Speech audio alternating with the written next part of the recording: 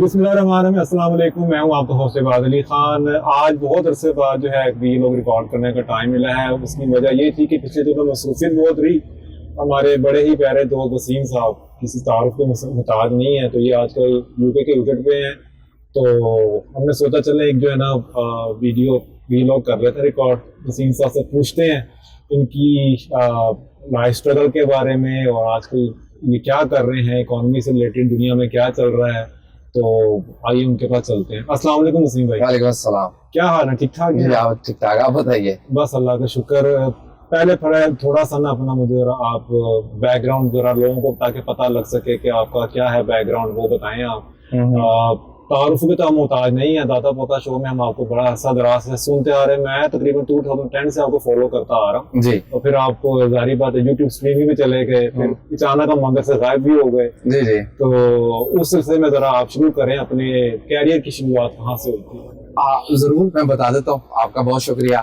लेकिन इबाद भाई, मुझे अमूमन ऐसा महसूस होता है कि किसी भी इंसान की जो स्ट्रगल होती है ना, वो इंस्पायरिंग जरूर होती है, लेकिन over the period of time मैंने ये भी देखा है कि आपके स्ट्रगल में ना लोगों को कोई ज्यादा इंटरेस्ट नहीं होता। कभी कभी ऐसा भी महसूस हुआ है।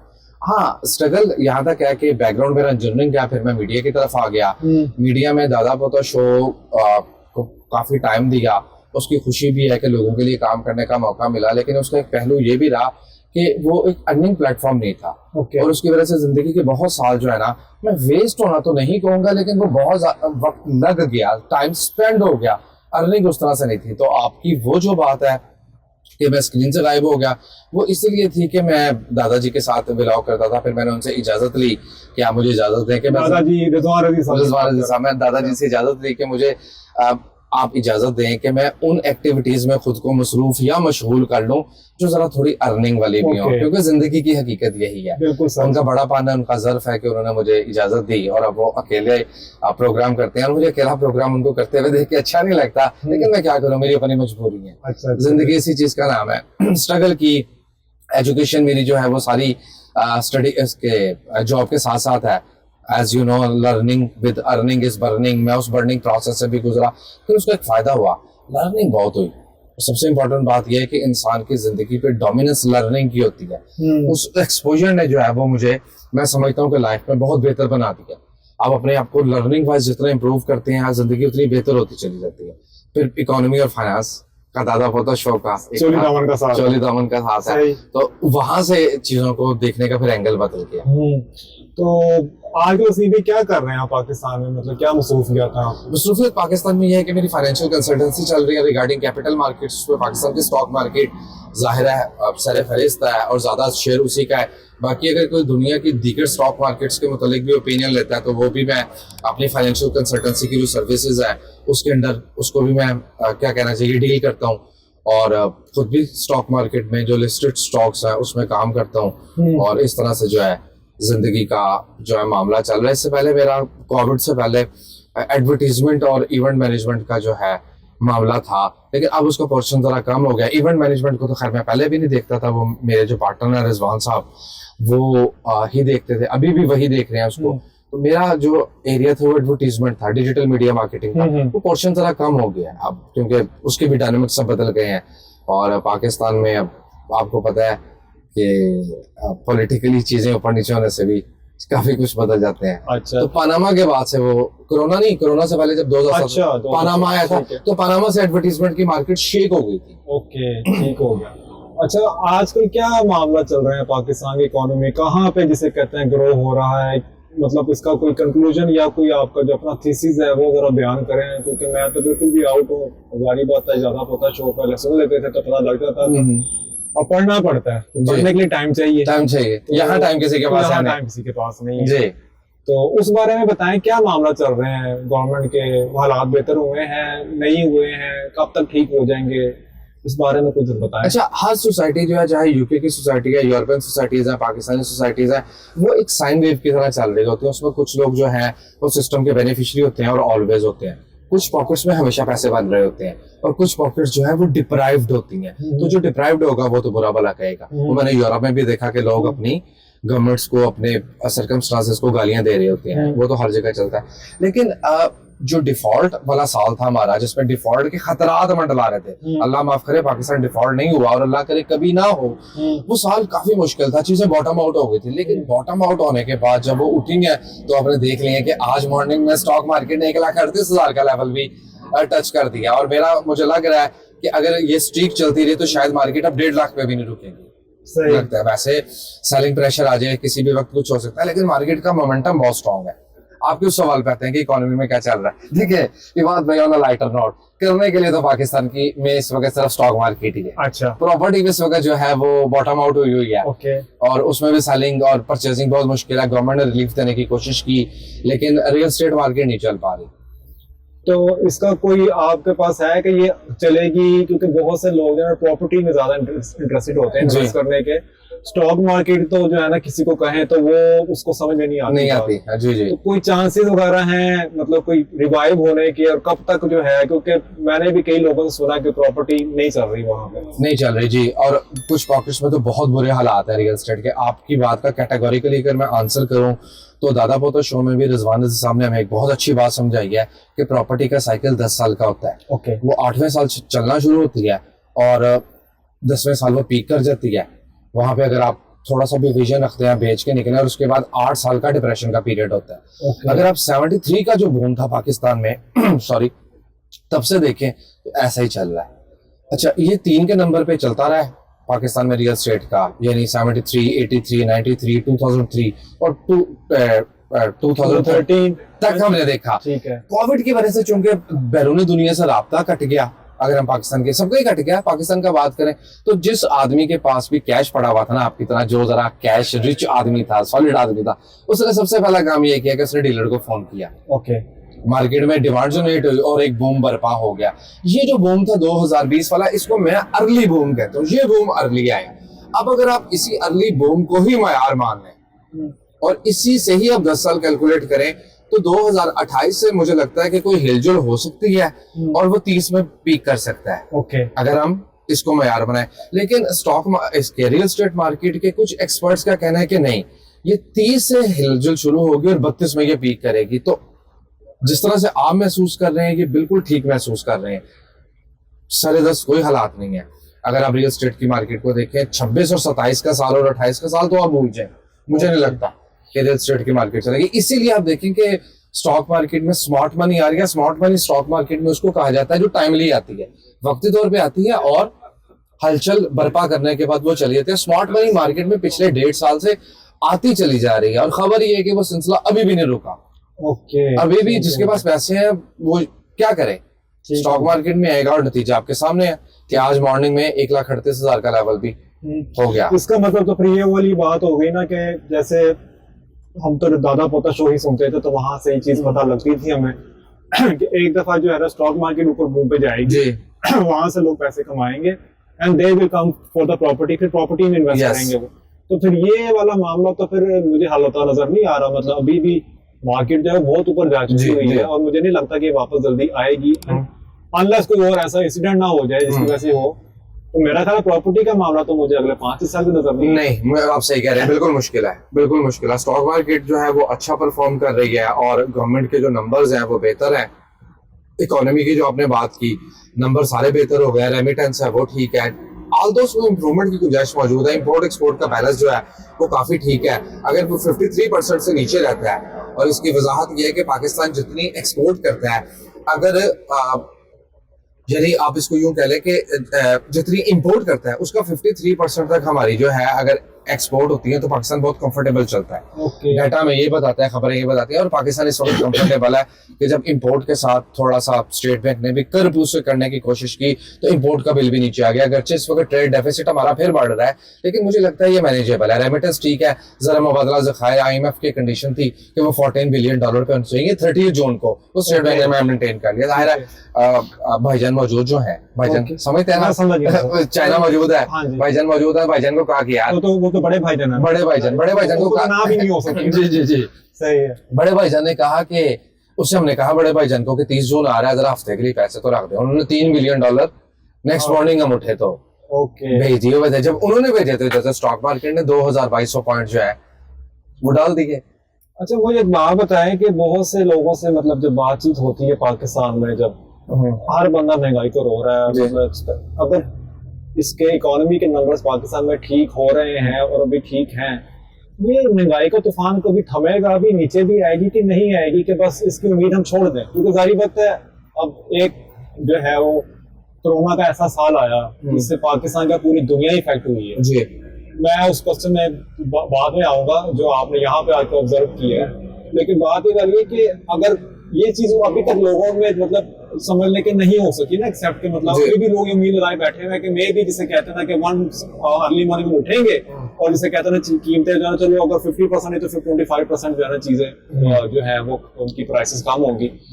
ये क्या है मतलब मामला, ये ठीक होने भी है या फिर हम इन्हें लिल्लाह पढ़ना है कि बस हमने ऐसे ऐसे नहीं, मैं समझता हूँ कि ये ठीक नहीं होने, और ठीक ना होने से मेरी मुराद है कि मैं इसको खराबी समझता ही नहीं हूँ। ओके। जब मैं इसको खराबी समझता ही नहीं हूँ तो इसके ठीक होने का तो सवाल ही नहीं है, हमें इसी के साथ रहना है। देखिए, महंगाई का एक साइकिल होता है, कलेक्टिव साइकिल, और उस साइकिल के अंदर भी छोटे साइकिल्स होते हैं। ठीक है। उन छोटे साइकिल्स को मैं कैसे एक्सप्लेन करता हूँ? टमाटर 20 रुपए, टमाटर 300 रुपए, ठीक है। आलू 10 रुपए, आलू 100 रुपए। इसी तरह मुख्तलिफ चीजों को आप देख लें, जो विद इन बिग साइकिल, जो छोटे साइकिल चले होते हैं, आप उनसे फायदा उठा के अपने आप को पाकिस्तान में रहते हुए अगर मैनेज करते हैं ना, तो जिंदगी बहुत मजे की है। आपको मैनेज करना आना चाहिए। चिकन की कीमत जब 700 रुपए है तो सब खरीदने पहुंच जाते हैं, जब 400 रुपए है तो कोई नहीं खरीद रहा। हम बेवकूफ तो खुद हैं। आप उसमें रहे, ठीक चलता रहेगा। बाकी नेचुरल जो एडवांटेजेस हैं वो पूरी दुनिया में लोगों को मिलते रहते हैं, पाकिस्तान में भी मिलते हैं। आपके सामने की बात है कि सोलर पाकिस्तान में इतना इंस्टॉल हुआ कि पाकिस्तान सबसे बड़ा मुल्क बन गया। क्यों इंस्टॉल हुआ? एडवांटेज मिला ना। 130 रुपए में भी सोलर नहीं मिलता था। हाँ जी, तो इतनी पुरानी बात भी नहीं है जी। अब उसका रेट 30 रुपए भी नहीं है। 30 रुपए भी नहीं है, आपको 27-28 रुपए पे प्लेट मिल रही है। और चाइना में जो प्रोडक्शन हो रही है सोलर की, मुझे लगता है कि कीमत 25 पे भी नहीं रुकेगी, उससे भी नीचे आ जाएगी। एक एडवांटेज मिल रहा है, आप उससे फायदा उठाएं। ये पाकिस्तान की लाइफ है, और पाकिस्तान में लाइफ को मैं इस तरह से समझूं। हाँ, अब अगर आप ये सुनना चाह रहे हैं कि प्रॉब्लम किधर आ रही है, तो पाकिस्तान में जो सबसे ज्यादा प्रॉब्लम आ रही है ना, स्टेट बैंक ने इंटरेस्ट रेट कम किया है स्पेंडिंग को इनकरेज करने के लिए भी, लेकिन स्पेंडिंग छोटी चीज है, एक्टिविटी को जनरेट करने के लिए। ये बात भाई, सबसे ज्यादा जो पाकिस्तान में प्रॉब्लम आ रही है ना, एक्टिविटी नहीं जनरेट हो पा रही। अब अगर एक्टिविटी जनरेट नहीं होगी तो इकोनॉमी ग्रो नहीं करेगी। अच्छा, दूसरा, इकोनॉमिक एक्टिविटी एक दिन में नहीं शुरू हो जाती। अगर आप आज इंटरेस्ट रेट कम करते हैं तो उसका असर 18 महीने से लेके 73 महीने तक का एक साइकिल होता है, उसमें आएगा। अब अगर स्टेट बैंक 22% से इंटरेस्ट रेट कम करके 11% पे ले आया है, और मैं ये तवक्को रखूं कि 2 महीने में ही एक्टिविटी स्टार्ट हो जाए, ऐसा नहीं होगा। एक्टिविटी से मुराद है बिजनेस एक्टिविटी। इंटरेस्ट रेट कम हुआ, आपने बैंक से पैसा लिया, और आप कोई फैक्ट्री इंस्टॉल करते हैं, कोई यूनिट इंस्टॉल करते हैं, कोई दुकान बनाते हैं, कोई बिजनेस, तो क्या एक दिन में बन जाएगा? उसके असरात, अगर मैं इसको मोहतात बात भी करूं, तो वो 6 महीने से 1.5 साल में आएंगे। ठीक है। तो इकोनॉमिक एक्टिविटी जरूर शुरू होगी, बेहतर भी हो जाएगी, लेकिन ये बात भाई उसमें टाइम है अभी। आपका कहने का मतलब ये वाला, हमारे वहाँ तो एक्टिविटी जो है वो तो सिर्फ प्रॉपर्टी रह जाती है, और लोगों को समझ नहीं आती ना। मतलब मैंने नहीं कभी किसी को देखा हो, मतलब एक्टिविटी जनरेट करने की बात आप कर रहे हैं जी, तो हमारे लोगों को तो जो चीज समझ आती है ना, उसे प्रॉपर्टी का जी, जी, जी। और प्रॉपर्टी का मामला बता बैठे। अच्छा, प्रॉपर्टी के हवाले से मैं आपको बताऊं, प्रॉपर्टी की मार्केट, आपने कहा कि आपको नजर नहीं आ रहा 5 साल वो तक नहीं मार्केट उठेगी। ना सिर्फ ये कि वो ठीक है, बल्कि वो जरूरी भी है। अगर अब प्रॉपर्टी की मार्केट उठी तो ये मेरा फिक्रा नोट फरमा ले, बिजनेस बैठ जाएगा। और स्टेट बैंक को इस बात का बहुत अच्छी तरह से पता है, बहुत अच्छी तरह से पता है। आप बैंक से लेके प्रॉपर्टी, तो पैसे लेके आप प्रॉपर्टी तो नहीं लेंगे, वो बिजनेस एक्टिविटी के लिए, तो उसमें बिजनेस ही चलना चाहिए।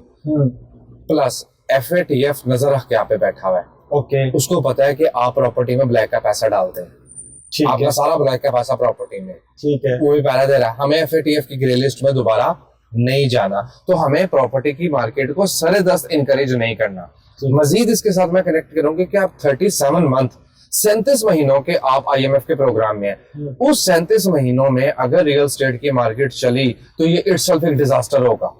अच्छा। हमें इस चीज को इंश्योर करना है। स्टेट बैंक आपसे और मुझसे बहुत ज्यादा अक्लमंद है, उसे पता है हो सकता है वो 1-2% इंटरेस्ट रेट बढ़ा भी दे इस दौरान, सिर्फ इस चीज को इंश्योर करने के लिए कि रियल एस्टेट की मार्केट में पैसे तो नहीं जा रहे। अगर रियल एस्टेट की मार्केट चली, आपका 37 महीने का ये जो प्रोग्राम है IMF वाला, ये डिस्टर्ब हो जाएगा। आप ये प्रोग्राम मुकम्मल करें, और प्रोवाइडेड कि आप इसके बाद दूसरा प्रोग्राम IMF से ना लें, फिर आपका मुल्क है, ठीक है, जो मर्जी करें। 37 मंथ मतलब 3 साल तो ये हो गए ना जी, और उसमें से 1 साल गुजर चुका आपको। ठीक है, 2 साल का मतलब। और मेरा नहीं ख्याल के लिए मतलब वहां से निकलने के बाद मतलब बात हुई है कि मतलब हाँ, 2 साल, देखिए अगर 2 साल के बाद उस IMF प्रोग्राम से निकलने के बाद आप रियल एस्टेट की मार्केट में एक्टिविटी शुरू हो जाती है, मान लीजिए कि शुरू हो गई, तो उसको भी 1.5 से 2 साल लगेंगे पीक करते हुए। सो जो लोग रियल एस्टेट की मार्केट में इंटरेस्टेड है, या जिनको हमेशा से एक चस्का रहता है कि मैं रियल एस्टेट में कोई ना कोई एक्टिविटी करूं, उनके पास बहुत बहुत टाइम है, इन माय हम्बल ओपिनियन। वो पुरसुकून रहे और कोई भी पैनिक बाइंग ना करें। ओके, ठीक हो गया। लेकिन बुरी खबर इसमें ये है कि आप कहेंगे ये बुरी खबरें सुनाता रहता है। 37 महीने का प्रोग्राम खत्म होने के बाद आप अगला प्रोग्राम फौरन बाद आप अगला प्रोग्राम IMF से नहीं लेंगे, इसके इम्कानात बहुत कम है। अच्छा, आपको फौरन दूसरे प्रोग्राम में जाना है। ओके, ठीक हो गया। तो और अगर वो दूसरा प्रोग्राम भी फर्ज कीजिए 3 साल का नहीं होता, 2 साल का भी होता है, तो 2 साल इस प्रोग्राम के रहते हैं और 2 साल का अगला प्रोग्राम, तो 4 साल खत्म। रियल एस्टेट की मार्केट मुझे लगता है फ्लैट रहेगी। ओके, आप कहीं फाइलों में जुआ शुआ करवा लें, वो आपकी मर्जी है, ओके, उससे नहीं है। लेकिन ऐसे आप कलेक्टिव बात करें कि कराची की मार्केट भी रियल एस्टेट की चल रही है, इस्लामाबाद की भी चल रही है, लाहौर की भी चल रही है, कोयटा और पेशावर में भी एक्टिविटी हो रही है, मुल्तान में हो रही है, फैसलाबाद में हो रही है, कलेक्टिव एक्टिविटी मुझे नहीं नजर आ रही। 4 साल के लिए तो आप बोल जाए, तो हम 25 में मौजूद हैं, तो हम 29 तक या 29 तक तो हम पहुंच गए। उसके बाद देखते हैं रियल एस्टेट की मार्केट में क्या होता है। मुझे पिछले दिनों ये बड़ा जिसे कहते हैं ना हाइप क्रिएट हुई थी पाकिस्तान में, ये जो पावर कंपनीज हैं, जो मतलब बिजली बनाने के जो कारखाने हैं, जिसको IBPs कहते हैं, वो मतलब इन्होंने कहा कि बंद कर दें, उनको कैपेसिटी चार्जेस हमको देने पड़ रहे हैं। तो बहुत बड़े बड़े प्लांट जैसे कैपको हो गया, अब इस तरह के तो मतलब डिफरेंट जो है मतलब मामला। अब क्या ये इन्होंने क्या मतलब इनसे मतलब गवर्नमेंट ने जो है वो मतलब कॉन्ट्रैक्ट यूज किया है, या जैसे कहता है कि बिजली की कंजम्पशन पाकिस्तान में जो है ना वो अब कोई जरूरत नहीं रही, बिल्कुल तो सोलर की लोगों ने सोलर लगवा दी। इसका क्या फ्यूचर है? मतलब ये बिजली के जो मतलब ये जो कीमतें हैं, ये तो इम्पॉसिबल है, मतलब इस कीमतों में सर्वाइव करना या बिजनेस को मतलब चलाना, इस बारे में क्या है मतलब? अच्छा, उसमें जो कैपेसिटी चार्जेस थे उसकी वजह से जाहिर है जो टैक्स पेयर का पैसा है वो ब्लीड कर रहा था। ओके, गवर्नमेंट ने वो खत्म कर दिया, गवर्नमेंट पे बहुत ज्यादा प्रेशर भी आया। अब टेक एंड पे का मॉडल चल रहा है, जितनी बिजली लेंगे उतने पैसे देंगे। लेकिन ये देखिए कि अगर आपकी इकोनॉमी 3% पे ग्रो कर रही है, तो आपको बिजली की जरूरत 1.5 से मल्टीप्लाई करेंगे। Okay, 3 multiply by 1.5 is equal to 4.5। आपको 4.5% आपकी बिजली की जरूरत पड़ेगी। ओके, तो 22-24 हजार मेगावाट की तो आपको पीक सीजन में जरूरत रहती है। वो पीक सीजन में गर्मियों का ही, गर्मियों का। अब राउंड फिगर करते हुए 5% की तो आपको जरूरत ग्रोथ चाहिए बिजली की जरूरत में। अब ऐसा नहीं हो सकता कि बिजली की मुल्कों को जरूरत ना रहे। IPPs को सरवाइव करने के लिए नए मॉडल्स पे जाना है। गवर्नमेंट ने एक कॉन्सेप्ट दिया है कि हम एक एनर्जी पार्क बना देते हैं। ठीक है, वो वर्चुअल होगा, उसमें बायर और सेलर आएंगे, गवर्नमेंट मीडिएट करेगी और अपने थोड़े से चार्जेस लेगी मीडिएशन के, या एज एक कमीशन एजेंट की तरह। और जो बड़े बड़े कंज्यूमर हैं, जिस तरह बड़ी बड़ी इंडस्ट्रीज हैं हमारे मुल्क में, निशात ग्रुप है, ये जो सफायर है, जो असर अनवर परवेज है, उनके डिफरेंट सुनर्स हैं, बेस्ट पे यूनिट से लेके दूसरे तीसरे और बड़े ग्रुप्स हैं हमारे यहाँ, तो वो बाय करेंगे। स्टील को बहुत बिजली चाहिए होती है, सीमेंट को बिजली चाहिए होती है, वो बाय करेंगे और IPPs उनके साथ डायरेक्टली डील करेंगे। बिल्कुल डेट नहीं होगा, लेकिन वो कैपेसिटी चार्जेस वाली जो बहारें हैं और स्टॉक मार्केट में जो बड़े बड़े डिविडेंड्स मिल रहे हैं, वो नहीं मिलेंगे। प्लस जो IPPs हैं वो भी इधर उधर देख रहे हैं कि हमको नए बिजनेसेस में जाएं। कैपको जो है वो सोलर की तरफ जा रहा है, हबको ने तो अपना बिजनेस ही चेंज कर लिया, वो तो अब एक पावर प्रोड्यूसर आई नहीं। ओके, वो बिजली से मुतल्लिका जरूर है कि वो BYD और हबको की मैं बात कर रहा हूँ, और चार्जिंग स्टेशंस और ये वो सारा, लेकिन उसने अपना बिजनेस मॉडल चेंज कर लिया।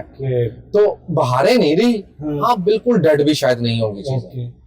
अच्छा, एक चीज मैंने आपसे पूछनी है ये वाली कि आम बंदा जो है मतलब जिसके पास 4 पैसे हैं, उसके जहन में ये बात आती है कि यार मैं ना प्लॉट ले लूं या इस तरह की इन्वेस्टमेंट कर लूं। बहरहाल हमने तो मतलब आपको शुरू से ही देखा, दादाजी से भी यही देखा है कि जनाब आपने हमेशा इस प्रॉपर्टी वाले काम को डिस्करेज ही किया। जी, जी। कि स्टॉक मार्केट में जो है ना बेहतर है कि बंदा इन्वेस्टमेंट कर ले, तो मतलब 10, 15 या 12 साल बाद अगर मतलब उसको होल्ड करता है तो उसको कोई अच्छे पैसे मिल सकते हैं। बिल्कुल ठीक। लोगों को क्यों समझ नहीं आती है why they are not encourage towards stock market तो क्यों नहीं जाते हैं, ये क्या वजह है? इस सवाल का जवाब मैं आपको जरूर दूंगा, लेकिन ये बताइए कि इस व्लॉग के बाद आप मुझे कॉफी पिलाएंगे?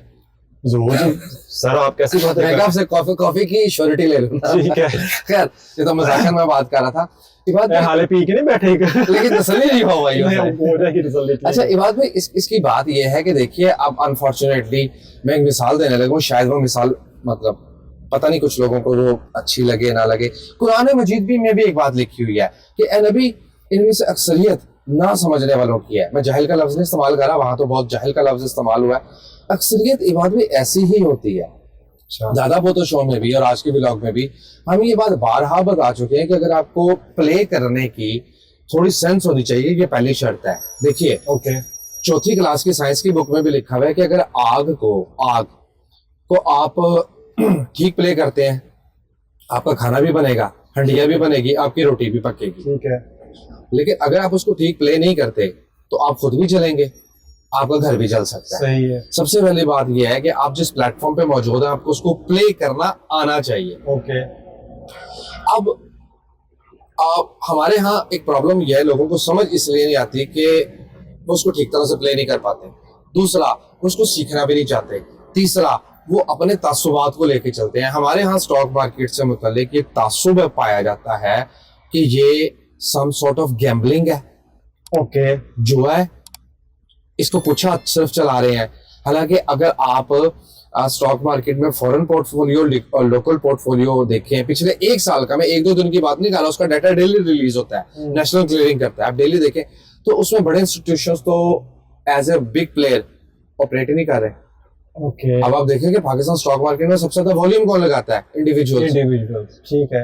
डायनेमिक्स चेंज हो गया ना मार्केट के हमारे यहाँ, लेकिन लोग अपने तासुब से नहीं निकलते, वो उसको जुआ समझते हैं और वो समझते हैं कि इसमें हमेशा लॉस ही होता है, जबकि स्टॉक मार्केट में लॉस हमेशा नहीं होता। एक दूसरा, दुनिया के तमाम अरबपतियों का ताल्लुक स्टॉक मार्केट से है, इसमें तो कोई शक नहीं है। दुनिया के तमाम अरबपति वन वे और द अदर स्टॉक मार्केट से कनेक्ट है। स्पेशली अगर आप ब्लू चिप्स में जाते हैं, डिविडेंड स्टॉक्स में जाते हैं, तो आप 10%, ओनली 10%, विच इज नथिंग, अगर आप 10% का कंपाउंड इफेक्ट भी लगाएं तो वो इतने ज्यादा पैसे बन जाते हैं कि रियल स्टेट मार्केट उसको 50 साल में भी मीट नहीं कर सकता।